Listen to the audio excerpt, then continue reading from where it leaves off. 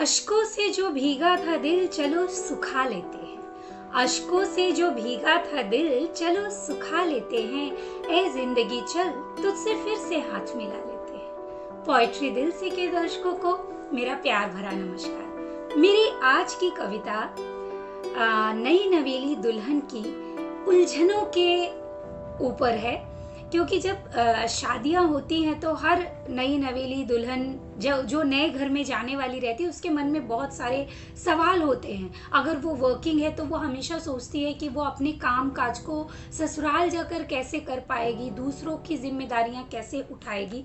मैंने बस कोशिश की है उसकी इस उलझन को अपने शब्दों में बांधने की। अगर आप सबको ये पसंद आए तो प्लीज मेरी कविता को लाइक जरूर कीजिएगा।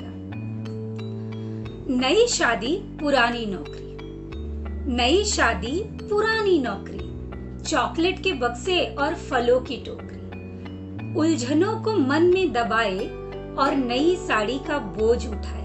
कश्मकश में थी मैं, सब कैसे संभाल पाऊंगी, अपनी तैयारी छोड़ दूसरों का टिफिन कैसे बना पाऊंगी। मेहमान सब जा चुके हैं, मेहमान सब जा चुके हैं, कल से ऑफिस भी जाना है। बहुत हुआ तामझाम, अब जिम्मेदारियों का बोझ भी तो उठाना है। सोचा था जल्दी उठ जाऊंगी, सोचा था जल्दी उठ जाऊंगी, पर देर हो गई। रात के अंधियारे के बाद फिर भोर हो गई।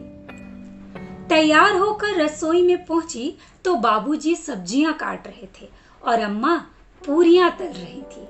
मुझे देखकर मुस्कुराकर बोली, बेटा चाय तैयार है, पी लो, तब तक मैं डब्बा बना देती हूँ। खाना तुम रहने दो, मैं पका देती हूँ। अपने सास ससुर के इस प्यार पे दुल्हन असमंजस में आ गई। मैं उस दिन कुछ कह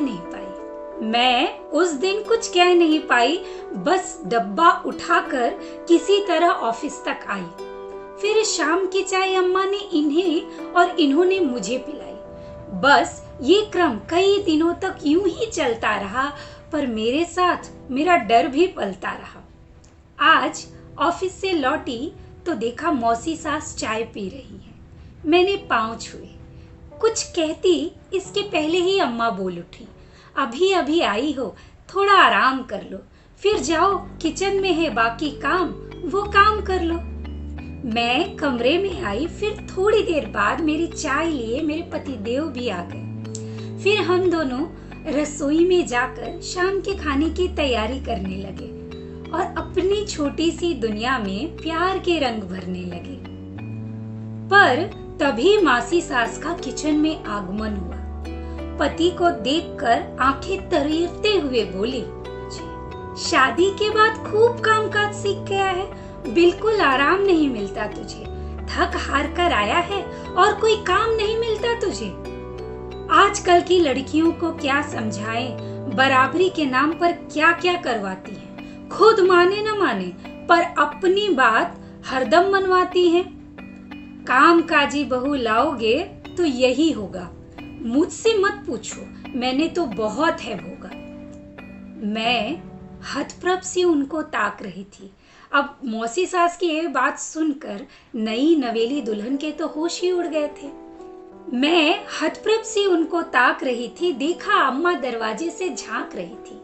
अंदर आकर बोली, दोनों नौकरी करते हैं तो आराम कोई एक क्यों करे, घर हम सबका है तो काम कोई एक क्यों करे।